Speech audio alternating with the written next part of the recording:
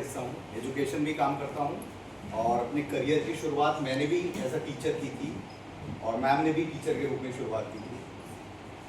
ये नवोदय विद्यालय में टीचर थी शिवपुरी में, और मैं दिल्ली में एक स्कूल में इंग्लिश पढ़ाता था। सर का स्टूडेंट हूँ, सर इंग्लिश पढ़ाते थे, मैं भी इंग्लिश में ही यहाँ से नवोदय जाने के बाद मेरी सबसे पहली इमेज इंग्लिश सब्जेक्ट के लिए बनी थी। तो अगर मैं बताऊँ तो आप ये 1999 की बात है, 1999 में मैं छठी क्लास में गया था। हम दोनों एक ही क्लास में पढ़े हुए हैं, मैम और मैं नवोदय के पास आउट। तो ये टॉपर होती थी पूरे सब्जेक्ट की और इंग्लिश में मैं टॉप करता था, तो वो आपका कॉम्पिटिशन है। उसके बाद धीरे धीरे पढ़ाई आगे बढ़ी और पढ़ाई के दौर में शायद 12वीं पास करने के बाद नाग सर के साथ उतना कनेक्ट नहीं हो पाया था, क्योंकि सब स्ट्रगलिंग लाइफ होती है।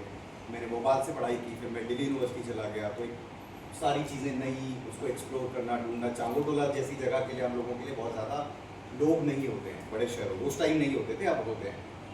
तो वो सारी चीज़ें ढूंढने में, बाकी चीज़ों में हम थोड़ा सा पुराने अपने जगहों से, अपने लोगों से डिस्कनेक्ट टेम्पररी टाइम पीरियड के लिए हो जाते हैं। तो वैसे ही कुछ शायद सर के और मेरे कनेक्शन के बीच में भी हुआ। उसके बाद लकीली मैं भी एजुकेशन लाइन में आ गया, जैसे मैंने आपको बताया। फिर किस्मत मुझे मध्य प्रदेश वापस लेकर आया। मैं यहाँ टीचर एजुकेटर के रूप में आया और टीचर ट्रेनिंग में अलग अलग CM rise, non CM rise 6 to 8 में भी काम होने लगा। तो भोपाल में राज्य शिक्षा केंद्र के साथ मिलकर मध्य प्रदेश के सारे जिलों में टीचर्स की ट्रेनिंग के ऊपर काम करने लगे। उस दौरान सर के साथ वापस से फिर हमारा बॉन्ड, कनेक्शन में थे, डेली बातचीत नहीं होती थी, बट मेरा आना चांगोटोला काफ़ी कम हो गया था क्योंकि मैं दिल्ली चला गया था। फिर वहाँ से मेरी फैमिली बालाघाट शिफ्ट हो गई और उसके बाद ये सिलसिला अब काफ़ी फ्रीक्वेंटली होने लगा। इनफैक्ट सर अभी जो भी चीज़ें बता रहे थे या आप लोगों के जो विद्यालय में काम होते हैं, सर का जब भी व्हाट्सएप पे स्टेटस आता है मैं हर दिन देखता हूँ। अभी 10th का रिजल्ट आया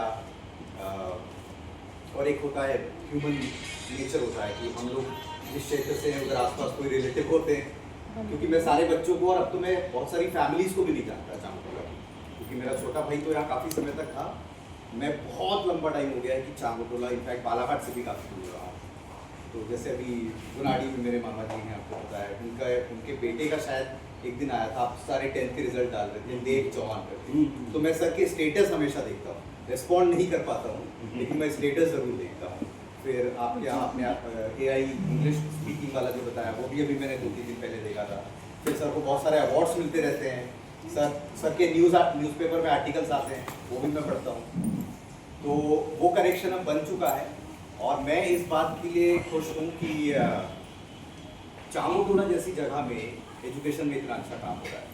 चांगोटोला में पहले बहुत रेयर ऑप्शंस होते थे और जैसा सर बता रहे थे, जब मैंने नवोदय विद्यालय की एग्ज़ाम पास की तब शायद इधर से एक नवोदय एग्ज़ाम पास करना एक बहुत बड़ा ख्वाब होता था और मेरे ख्याल से मेरी जर्नी में सर का बहुत बड़ा हाथ रहा। उसके बाद वो जर्नी लगातार चलती है, बहुत सारे बच्चे आए। मेरे सिलेक्शन के शायद 4-5 सालों के बाद कोई सेकंड स्टूडेंट आया चांगोटोला से।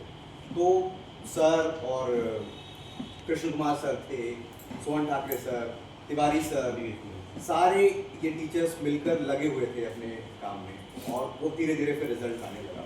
तो एक सल्यूट है सर जैसे लोगों को, जो अभी का समय तो बहुत आगे हम आ गए हैं। मैं तो 1992-3-4 की बात कर रहा हूँ। तो ये बहुत बड़ी बात है कि सर ने जो काम तब शुरू किया वो अभी भी कर रहे हैं और शायद उन्हीं के मार्गदर्शन और उन्हीं के रास्ते पे चलकर हम सब भी प्रयास कर रहे हैं, जहाँ भी पहुँच गए अपनी